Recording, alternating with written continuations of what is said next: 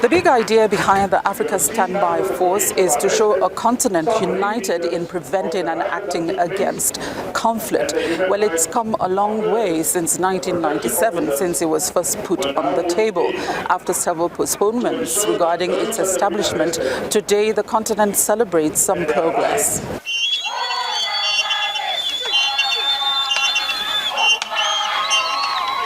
It went from a traditional African war cry to a modern warfare demonstration. The scenario was an imaginary nation, Karana, under siege from belligerent soldiers.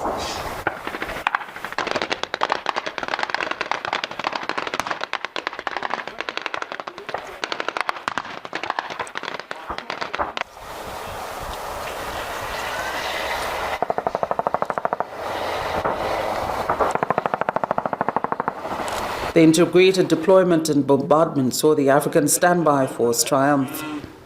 Observe the activities here in front of you. We want to once again remind you that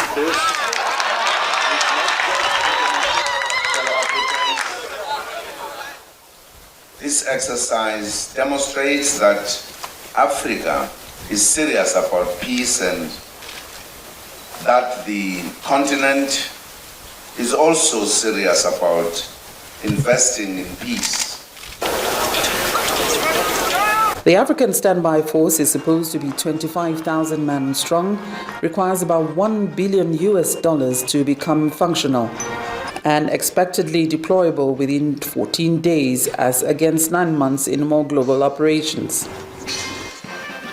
I love this significant achievement and encourage all stakeholders to sustain the momentum in order to attain full operation capability of the African Standby Force. Nigeria, Algeria, and Angola were commended for strategic airlift capabilities at short notice during Amani Africa 2 exercise, and the Chief of Defense Staff commended his men. Your participation in this particular exercise is highly commendable. So I want you to know that the President is happy with it.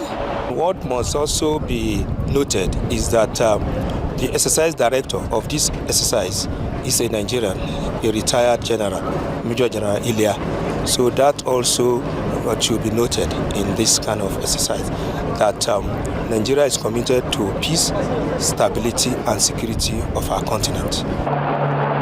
With Mali, Libya, Central African Republic, Somalia, South Sudan, and even Nigeria still facing security challenges, could the ASF come in handy right away? Not for now, because we need to improve some, some kind of cooperation together. So it's why this exercise is very interesting and very important, so that we can know each other and know how to work together for the future. Hurdles abound, but those directly involved are optimistic. We talk of strategic lift, strategic communication, but we have surmounted all these challenges with the successful conduct of the exercise Amani Africa 2 today. Despite the optimism, there are still surmountable hurdles.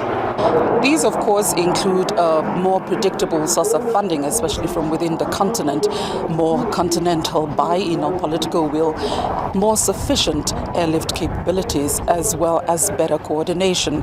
A report of this exercise is expected to be presented to the continent's defense and security ministers at the next AU summit in Addis Ababa in January 2016. From the Northern Cape in South Africa, Betsy Dibia, Channels Television News.